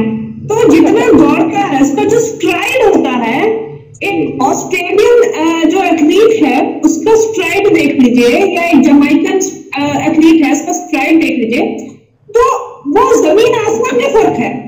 ऐसे स्विमिंग में भी तो बहुत सारी जगह है, तो फुटबॉल में भी हम कहीं नहीं पहुंच सकते, उसके पीछे भी रीजन यही है। तो यहाँ पे बड़ी इंपॉर्टेंट चीज ये है कि जो हमारी लिमिटेशंस हैं उनको हम कुछ हद तक ही पूरा कर सकते हैं। तो हमें क्या करना चाहिए? हमें ये करना चाहिए कि हमें फोकस अपना उन गेम्स पे शिफ्ट करना चाहिए कि जिसमें हम बेहतर कर सकते हैं। अब अभी में एक हमारी वर्कशॉप थी ऑस्ट्रेलियन ब्रॉडकास्टिंग कॉर्पोरेशन के साथ वुमेन स्पोर्ट्स जर्नलिस्ट की, ग्लोबल इक्विटी। अब उसमें वहां की जो एक स्पोर्ट्स जर्नलिस्ट आई थी, अब वो वहां पे जो आई 6.25 फुट की, अब मैं 5 फुट 3 इंच की। तो जो सामान्य हाइट है वो लड़कियों की, वो स्ट्रॉन्ग स्ट्राइड्स हैं, और 5 फुट मतलब 3 इंच मैं उनके सामने उनसे यहाँ से जो बात कर रही हूँ मैं, तो एक सामान्य तौर पे जो वहां का यूथ होगा, जब वो यहाँ पर आते हैं तो उनकी हाइट, उनके शोल्डर्स, उनकी पूरी जो बॉडी का जो एक जो आकार होता है वो सामान्य तौर पे बहुत स्ट्रॉन्ग और एक दूसरे तरीके का होता है। हिंदुस्तान का जो खाना है, यहाँ की जो इकोनॉमिक जो स्ट्रेटा है, यानी जो गरीब है, कुपोषण है। हमारे यहाँ खेल में कौन आता है? अमीर घर में कोई आता है? बता दो। हमारे घर में वो गरीब घर का बच्चा आता है स्पोर्ट्स में, जिसको खेल के जरिए नौकरी चाहिए, और वो तभी तक उसका इंटरेस्ट रहता है जब तक नौकरी नहीं मिल जाती। जैसे नौकरी मिलती है तो फिर वो क्या होता है, फिर वो सुशील कुमार हो जाता है, कि आजकल जैसा भी जो भी कुछ उनका चल रहा है, ठीक है। तो हमारे यहाँ बहुत ही गरीब परिवारों से ही बच्चे आते हैं स्पोर्ट्स में। पहली बात तो इस बात कर सकते हैं, मेरे घरों में कोई बच्चा नहीं आता, और कोई आता है तो वो लेजर के लिए खेलता है, वो कहीं पहुंचता भी नहीं है, ठीक है। तो ये चीज इंपॉर्टेंट है। तो आनुवांशिकी और हमारी जो आर्थिक स्थिति है और उसके कारण उपजा हुआ जो कुपोषण है, उसके कारण हम बहुत सारे खेलों में आज क्या 50 साल बाद भी नहीं पहुंचेंगे। ये बात मान लीजिए, फुटबॉल उसमें से एक, ठीक है। जी मैम बिल्कुल, काफी कुछ समझ में आ रहा है। एक सप्लीमेंट्री क्वेश्चन मैं पूछना चाहूंगा इसके साथ ही बस, इसके बाद सर ये टेनिस के अंदर हमारा हालत क्यों इतना खराब है? अगर सानिया मिर्जा और दूसरे को छोड़ दें तो सिंगल में आज तक हमारा कभी इस तरीके से बात बनी नहीं, और कभी उस हिसाब से डबल के अंदर ही देखने को मिला। अगर कुछ छोड़ दे तो टेनिस में भी हमारा डगमगाल इस तरीके से रहता है। फिर से कभी टेनिस का वो रैकेट उठाया बच्चे? टेनिस का रैकेट उठाया है? इसको अंदर मत लेना, मैं वैसे पूछ रही हूँ। मैं टेनिस का जो रैकेट है उसको देखा होगा, वो दोनों हाथ से पकड़ना होता है, हैवी रैकेट, और जब उसको शॉट मारा जाता है तो पूरे बॉडी से जो ताकत लगती है वो ताकत अगेन कुपोषण से नहीं आती है, ठीक है। उसके लिए जो फूड आपके हैबिट्स हैं, न्यूट्रिएंट्स हैं, वो इतने स्ट्रॉन्ग चाहिए होते हैं। और ये एक महंगा खेल है। एक टेनिस रैकेट पता कीजिएगा मार्केट में कायदे का कितने का आता है। तो मैंने कहा कि हमारे यहाँ जो खेल में आते हैं, जहां पे लेस हमें इक्विपमेंट लगाने पड़ते हैं, एथलेटिक्स है, उसमें सारे वो जितने भी उस तरह के बच्चे हैं सब आ जाते हैं। क्यों? क्योंकि दौड़ना है ना, दौड़ना है, तो इक्विपमेंट नहीं है, दौड़ना है। तो ये जो सारी जो चीजें हैं, और जिस रानी रामपाल की आशीष द्विवेदी जी ने बात की, वो रानी रामपाल यही से थोड़ी ही दूर पर, जहां पर मैं रह रही हूँ, थोड़ी दूर पर वो हॉकी की नर्सरी है।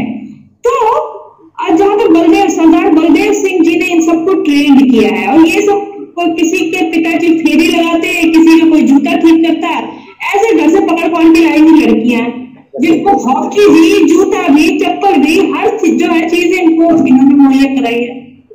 तो लेकिन ये ऐसी चीज थी कि हॉकी हमारे खून में थी, और वो पंजाब की भी ब्रीड है, हरियाणा की स्ट्रॉन्ग ब्रीड है, जिससे वो मेरे ख्याल से अभी तक 40-50 से भी ज्यादा केवल इस जगह से, इस साई कोचिंग सेंटर से हमारे इंडियन टीम में आ चुकी हैं। तो ये बहुत इंपॉर्टेंट बात है। तो टेनिस आप केवल इतना सर्वे कीजिएगा कि टेनिस जो है, टेनिस एकेडमीज के जो फीस है उसको पता कर लीजिए, उसका जो रैकेट है उसको पता कर लीजिए, उसका जूता है उसको पता कर लीजिए। आपको अंदाजा मिल जाएगा कि ये किसी के बस की बात नहीं है। और जो टेनिस में आता है वो सारा वो रिच वाला फैमिली है, जो रिच वाला फैमिली है, जहां पे वो स्टेटस की तरह टेनिस को लेते हैं, ठीक है। तो वो जाहिर सी बात है सिंगल होता, मतलब बहुत सारी चीजें अंडरस्टूड है। बहुत क्या तो मैं बहुत सारी पोल नहीं खोलना चाहूंगी मैं जी। मैम जैसे एक क्वेश्चन है मैम, जैसे कि अभी हमारी जो ट्रांसपोर्टेशन पॉलिसी है इस समय की, जैसे इलेक्ट्रिक व्हीकल्स को इतना बढ़ावा दिया जा रहा है और उसको सब्सिडी दी जा रही है, कोई आजकल जैसे हमारी एक नेशनल पॉलिसी बन गई है कि हमें इलेक्ट्रिक व्हीकल्स की तरफ जाना है। और जैसे तुषार ने भी बोला कि आपने भी कहा कि डाइट के बारे में बात की, तो डाइट अगर हमारी नेशनल पॉलिसी का पार्ट हो जाए तो इसको भी तो फिर बढ़ावा देना चाहिए कि उसमें सब्सिडी देनी चाहिए, कॉस्ट ऑफ प्रोडक्शन कम करनी चाहिए। नहीं तो ये हमारे क्या लगता है, ये डाइट के ऊपर क्या हमारे खाद्य, हमारी जो फूड है वो नीति है नहीं क्या? नीति है हमारी है नीति, तो हमारे पास सारी चीजें भी है, नीतियाँ सब है, लेकिन एग्जैक्ट होना क्या चाहिए वो नहीं है। वो नहीं सर, जैसे एक छोटे सा एक प्रोटीन का बॉक्स भी लेने जाए 1 kg का, तो वो प्रोटीन का पहले चीज प्रोटीन, आप एक चीज समझ लीजिए, गोली और प्रोटीन पाउडर की बात हमसे मत कीजिएगा, वो कहीं भी किसी विश्व में नहीं मान्यता प्राप्त है। प्रोटीन पाउडर पता है क्या होता है? दूध का वो जो पानी, फटे हुए दूध का जो पानी होता है वही प्रोटीन होता है। आप उस पानी को पी लीजिए, उसके अलावा प्रोटीन आप पा जाएंगे। जो प्रोटीन जो याद कर रहे हैं वो समझ गए। एक बार से प्रश्न पूछ दो कि ये मान लिया कि जो प्रोटीन है जिसका ये खिलाड़ी है, ये सब लोग प्रचार करते हैं, लेकिन यह ठीक नहीं है, सब लोग मना करते हैं इसको। प्रश्न क्या है? प्रश्न पे आ जाइए। हाँ, हम प्रश्न ये है कि उसकी जो कॉस्ट ऑफ प्रोडक्शन है वो हम क्यों नहीं कम करते? फिर अगर हम डाइट की बात करते हैं, कि जो हम बोल रहे हैं कि बहुत गरीब परिवार से आते हैं, वो गरीब क्यों हैं? वो गरीब इसलिए हैं क्योंकि वो अफोर्ड नहीं कर पा रहे, तो उनको अफोर्डेबल बनाना चाहिए, तो क्यों नहीं बनाते अफोर्डेबल? अच्छा नहीं बेटा, ये जो है दीपक, मतलब पहली चीज तो ये है कि प्रोटीन को सस्ता करने की जरूरत नहीं है, प्रोटीन को लाने की जरूरत नहीं है, इसको प्रमोट करने की जरूरत नहीं है ना। प्रोटीन से जुड़े हुए, प्रोटीन के स्पोर्ट्स के साथ बॉन्डिंग हुए, ऐसे बड़ी सारी प्रेस रिलीज मेरे पास आती है, लेकिन ना तो मैं ऐसे खबर बनाती हूँ, ना ये IPL, ये जो लॉटरी जैसा तो होता है ऑनलाइन जाना, ना इसको मैं अखबार में लगाती हूँ। चीजें हमें तय करनी होंगी कि कौन सी चीजें हमें प्रमोट करनी है, कौन सी चीजें प्रमोट नहीं करनी, ठीक है, लेकिन बड़े अखबार शायद इस तरह की चीजें नहीं करते। दूसरा ये है कि ये बात निश्चित रूप से सही है कि अफोर्डेबल चीजें होनी चाहिए, लेकिन स्थिति हमारे यहाँ सरकार की ओर से इतनी खराब नहीं है, ये बात आप समझिए, जितनी फेडरेशंस ने खराब कर रखी है। हमारे यहाँ खेल जो कोई भी सरकार रही हो, चाहे ये सरकार हो या इससे पहले की सरकार हो, खेलों को लेकर के पैसा वो देती है और सुविधाओं की आयोजना करती है, लेकिन दिक्कत ये है कि वो थ्रू फेडरेशन होता है, और जो फेडरेशन है खिलाड़ियों को पहुंचता ही नहीं उतना। तो जो फेडरेशन है, वो फेडरेशन में अगर कोई व्यक्ति 40 साल तक अपनी बकौती मान करके बैठा पड़ा है, जिसका खेल से कोई मतलब ना है ना, तो ऐसी जो चीजें हैं एक्चुअली हमारे खेल को ये घुन की तरह खा रहे हैं, ना कि सरकार खा रही है। सरकार बहुत पैसा दे रही है, सरकार बहुत पैसा दे रही है, लेकिन हमारे यहाँ मतलब इतने, चाहे भारतीय ओलंपिक संघ हो या आप यह देखिए, जिस अभी दीपा की बात हो रही थी, जिम्नास्टिक फेडरेशन में पिछले तमाम सालों से कोई नेशनल टूर्नामेंट नहीं हुआ। क्यों नहीं हुआ? क्योंकि 2-3 वो है फेडरेशन से, और खिलाड़ी बेचारा पिंग पॉन्ग की तरह इधर से उधर उछलता रहता है। अच्छा तू उस वाले में चला गया, तेरा पानी में देख, अच्छा तू यहाँ ये कर, ये प्रॉब्लम हो गई। मतलब एक की दौड़ मैं हूँ, गुड़गांव में नेशनल सीरीज हो रहा है, दूरदर्शन कवर कर रहा है, मैं कमेंट्री ले रही हूँ, और उसमें क्या होता है, उसमें एक जने हैं, मैं नाम नहीं लूंगी, वो चले जाते हैं कोर्ट में, मतलब उपराष्ट्रपति ने उद्घाटन करना था, वो चले जाते हैं कोर्ट में, कोर्ट जो है इसे कैंसिल कर देती है कि भाई अभी तो 2-3 और फेडरेशन है, पहले मामला सुलझा लो अपना। और दीपा कर्माकर आ रखी है, वो सारे राकेश आ रखे हैं, राकेश पात्र आ रखे हैं, आशीष कुमार इलावा सब आ रखे हैं, सब अपना झूल जाल कर धूमधाम में निकल ली, ये तमाशा। तो इंटरनेशनल कहाँ पे क्या करेंगे? तो ये मेरा कहना केवल ये दीपक कि मतलब हम सरकार को ब्लेम करते हैं, मतलब सरकार के बहुत सारे रीजन हमारे पास है सरकार को ब्लेम करने के लिए, लेकिन कम से कम ये रीजन नहीं होना चाहिए कि सरकार अपने, अब खेलो इंडिया है, खेलो इंडिया में भी वो एक अपने ढंग से चीजों को बड़े कायदे से आयोजन कर रही है ना। हमें हमारी जो बास्केटबॉल प्लेयर आई थी, दिव्या सिंह आई थी, तो उन्होंने बताया वो उसमें डेपुटेशन भी थी कि किस तरह से वो काम कर रही थी और काम एंजॉय कर रही थी। तो जाहिर सी बात है कि ये हमारे जो तथाकथित कर्णधार हैं हमारे फेडरेशन के, जो कि अपनी भगवती मानते हैं, पैसा बजलते हैं, और इन्हें ओलंपिक में जरूर जाना होता है, एशियन खेलों में जरूर जाना होता है, वहां जाके शॉपिंग करनी होती है, लड़की छेड़नी होती है, फिर पुलिस पकड़ेगा, है ना। हमारे इंडियन ऑर्थोपेडिक एसोसिएशन के समय जो जंगल से गए थे, हमने लड़की छेड़ने के चक्कर में धर लिया था, है ना। और वहां से पूछा, ये तो नाम हमारा बताइए। हाँ, ये जो इतनी बड़ी संस्था है, और अभी सर का फेसबुक भी देख रहा था, doctor Aryan Singh sir mutual friend है, अभी फ्रेंड रिक्वेस्ट भेजना है सर।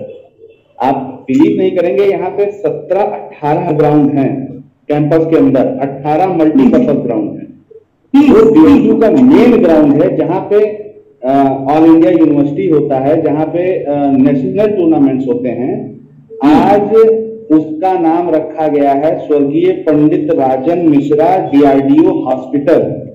अच्छा, आप सोचिए कि अरबों रुपए खर्च करके वहां पे ट्रैक बने, वहां पे बास्केटबॉल कोर्ट बना, कोई अपोज नहीं किया, कोई डिपार्टमेंट का बंदा अपोज नहीं किया। वहां पे तंबू गड़ गया, वहां पे बीच ग्राउंड में सड़क बन गई है, वहां पे कोविड पेशेंट आके भर्ती हो रहे हैं।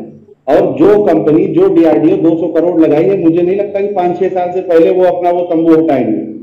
इस तरीके की अगर व्यवस्था हमारे देश में रहेगी कि हमें हॉस्पिटल बनाने के लिए, और बीएचयू में 241 हॉस्टल हैं और जिसमें 50,000 से ज्यादा कमरे हैं, अगर ये चाहते तो वहां पर भी बना सकते थे, एक एक कमरे में 2-2 पेशेंट रख देते, सारी सुविधाएं हैं।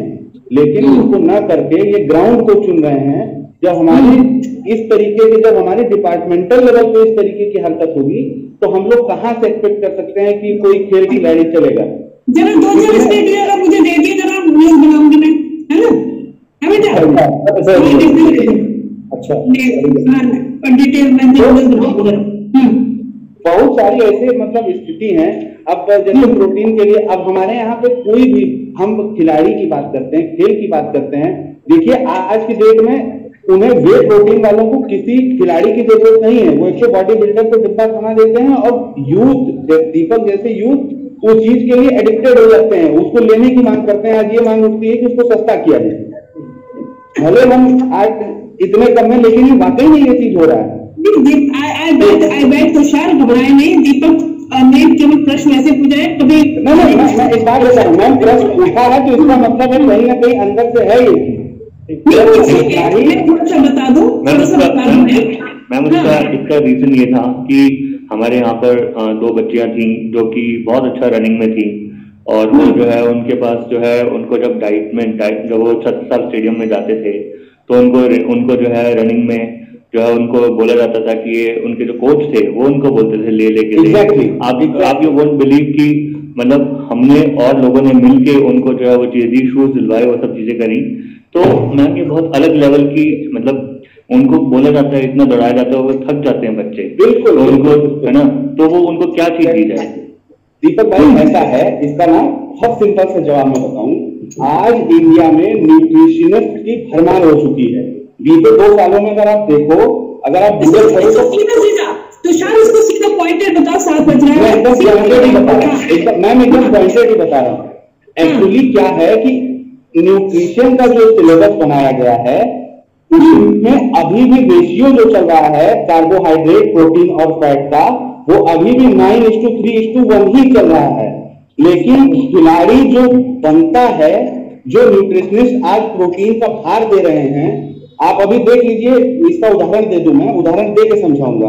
Hardik Pandya multi talented allrounder है इंडियन क्रिकेट टीम का, लेकिन अब वो टेस्ट प्लेयर कभी नहीं बन सकता। हो सकता है 2-4 साल में वो रिटायरमेंट पे आ जाए, क्योंकि हाई प्रोटीन इंटेक का, और ये नॉलेज हमें दी नहीं जा रही है, हाई प्रोटीन इंटेक के जो बैड सिम्टम्स हैं वो हमें बताया नहीं जा रहा है। कभी हमारे यहाँ देश में इतने बड़े बड़े खिलाड़ी हुए, अगर आज का यो-यो टेस्ट सचिन तेंदुलकर और सौरव गांगुली को दिया जाता तो मेरे ख्याल से नहीं वो पास कर पाते, और क्रिकेट का भगवान हमारे बीच में नहीं होता। तो ये जो प्रोटीन की एक हमें कोचेज या न्यूट्रिशनिस्ट बोलते हैं ना कि इसको करो तो वेट कम हो जाएगा, फैट कम हो जाएगा, सबसे पहले तो इन मिथ्स को खत्म करना है। आप संतुलन आहार को जिस दिन समझ लेंगे, जिस दिन आप अपनी बॉडी को समझ लेंगे, आप ये प्रश्न उठना ही बंद हो जाएगा कि कितना डाइट इंटेक होना चाहिए, कितना, क्योंकि ये कोर्सेज में ही नहीं है हमारे यहाँ। बेसिकली आप एमआईएस पटियाला अगर आप कोचिंग करने जाएंगे, कोचिंग डिग्री लेने जाएंगे, डिप्लोमा लेने जाएंगे, तो वहां पर भी न्यूट्रिशन वैल्यूज को उस तरीके से पढ़ाया ही नहीं जा रहा है, जो सबसे बड़ा कारण है। तो इसको हम सब अगर जो चीजें करें अपन, चीज जो मुझे जो लगता है दीपक की जो प्रश्न है दीपक का प्रश्न ये इससे ज्यादा जुड़ा है कि जो हमारे एथलीट हैं, प्रॉमिसिंग एथलीट हैं, और अगर वो बहुत हम्बल बैकग्राउंड से आ रहे हैं, तो हम्बल बैकग्राउंड से आने के बाद उनके जो बढ़ती शारीरिक जो डिमांड्स हैं, फूड की जो डिमांड्स हैं, उन डिमांड्स को कैसे कोप अप किया जाए, जो कि कोच को चूंकि वो पैसा दिया जाता है तो इसलिए वो उसी चीज को प्रमोट करते हैं। तो मुझे ऐसा लगता है कि यहाँ पर फिर जो वो जो जिस खाद्य नीति की बात पर आ रहे थे, तो ये भी एक इम्पोर्टेंट हम कर सकते हैं कि इस तरह की चीजें, हालांकि इन चीजों से वो पहले से भी जूझ रहे हैं, लेकिन दीपक और हमने मिलकर के कुछ रिकमेंडेशंस पहले भेजी हुई हैं मिनिस्ट्री ऑफ स्पोर्ट्स को, लेकिन लास्ट ईयर हमने भेजी थी, जिसमें से एक चीज का तो इम्प्लीमेंटेशन हो गया था। दीपक ने बहुत मेहनत से चीजें डिजाइन की थी पॉलिसीज के लिए, रिकमेंडेशंस, जिसमें हमने लिम्बा राम का जो स्पेशल प्रोग्राम किया था, और लिम्बा राम को जो आर्थिक सहायता चाहिए थी, वो आर्थिक सहायता किरण रिजिजू से मिल गई थी। तो दिल्ली स्पोर्ट्स जर्नलिस्ट एसोसिएशन और खालसा कॉलेज में मिलकर किया था, तो ये एक रिकमेंडेशन तो मिल गई थी, लेकिन अनफॉर्चुनेटली जो हमने जमा किया था वो था वो अप्रैल का समय था, और उसी टाइम पे लास्ट ईयर वो कोरोना स्टाफ ब्रेक हो गया, और उसके बाद से मतलब उसके पहले हम भेज चुके थे और इसका हल तुरंत निकल आया था, लेकिन वो बाकी रिकमेंडेशंस हैं, मुझे लग रहा है अभी ठंडे बस्ते में पड़ गई हैं। तो दीपक हमें दोबारा से रिकॉल कराइए एक आध महीने में, जिस पर हम दोबारा से इसको पुशअप करते हैं। दीपक ठीक है? जी मैम। हाँ दीपक ठीक है ना? हाँ रवि आगे की चीजें लीजिए। आज का ये कार्यक्रम किताब इन दिनों, जिसमें हमारे मेहमान रहे द्विवेदी सर, आपने हमें जिस तरह से खेलों से जुड़ी हुई जानकारी दी, जिस तरह से खेल पत्रकारिता से जुड़ी हुई जानकारी दी, उसके साथ साथ हमें किस तरह से आपस में संवाद बनाए रखना है और संवाद बनाए रखना किस हद तक आवश्यक है, इस पर तो आपने बात की, उसने हम सभी को किया, और हम चाहेंगे कि आप भविष्य में भी हमारे साथ इसी प्रकार जुड़े रहें, ताकि हम इसी प्रकार का संवाद बना कर सकें। जी मैं अपनी पूरी टीम की ओर आपको धन्यवाद करता हूँ सर। मैं आप सबका धन्यवाद करता हूँ, सुषमा मैडम का धन्यवाद बहुत बहुत इस रचनात्मक आयोजन के लिए, रविशंकर की कुशल संचालन के लिए, और बहुत अच्छे सवाल पूछने के लिए सारे विद्यार्थियों का धन्यवाद करता हूँ। और मुझे लगता है कि जो सारी बातें आई हैं, बहुत ज्वलंत मुद्दे आए हैं, डाइट बात की बहुत महत्वपूर्ण है। अभी भी स्थिति यह है मैडम कि खिलाड़ियों के लिए मैदान में हैंडपंप का पानी पीना पड़ता है, उनके लिए कोई एनर्जी ड्रिंक भी नहीं है, तो बेचारे जब आते हैं हैंडपंप का पानी पी के अपना काम चलाते हैं, सुबह के नाश्ते के अलावा कुछ नहीं मिलता है। तो डाइट बहुत महत्वपूर्ण है, वो डाइट पर भी अगर काम करेंगे आप, तो मुझे लगता है कि खिलाड़ियों के लिए बहुत आपके हिसाब से बहुत बड़ा काम हो जाएगा। तो मुझे लगता है कि मुझे लगता है कि आप इसके लिए थोड़ी तैयारी कर लीजिए, और मैं तुषार से कहूंगी, तुषार और दीपक दोनों से मैं ये रिक्वेस्ट करूंगी कि टैफी और दिल्ली स्पोर्ट्स जर्नलिस्ट एसोसिएशन के हमारे एक स्पीकर आकर के एक कार्यक्रम केवल पैनल डिस्कशन, ये केवल इसी खाद्य पर ही किया जाए, स्पोर्ट्स डाइट पर ही अपन किया जाए, और फिर उसकी रिकमेंडेशंस को फॉरवर्ड करें, है ना? तो ये दीपक प्रचंडा जी, हाँ, तो मैं चाह रही हूँ जैसे आपने पहले भी कुछ पॉलिसीज को लेकर के बड़े गहन अपने अध्ययन और सारा ड्राफ्टिंग की थी, तो आप और ये मिलकर के ये जो पैनल डिस्कशन है इसको कर लीजिए, जिसमें द्विवेदी जी तो रहेगी, पैसे के अध्यक्ष बुला लीजिएगा फिजिकल एजुकेशन फेडरेशन ऑफ हाफिज जैन को, और दिल्ली स्पोर्ट्स जर्नलिस्ट एसोसिएशन से या तो सजवान जी को बुला लीजिए, मेरे ख्याल से सजवान जी ठीक रहेंगे, है ना? हाँ, और एक बात अपन कोशिश करते हैं, और उनको बंसल जी को अगर आप टैप कर पाए तो मैं बंसल सर को बोल देता हूँ, और दैनिक जागरण से अभिषेक त्रिपाठी जी को, जो खेल पत्रकार हैं इस वक्त। हाँ अच्छा ठीक है, उनसे भी बात उनसे कर लो, और मुझे लगता है कि इससे क्या होगा कि एक डिस्कशन होगा, डिस्कशन की रिकमेंडेशन जो है वो अपन लोग भेज सकते हैं। ठीक है, बिल्कुल जी, बिल्कुल मैम, बहुत अच्छा, बहुत बढ़िया। और आप सभी का धन्यवाद। थैंक यू सर, प्रणाम सर, थैंक यू सर, प्रणाम भैया, थैंक यू मैम, प्रणाम सर, प्रणाम सर। सब लोग खुद रहिए। नमस्कार।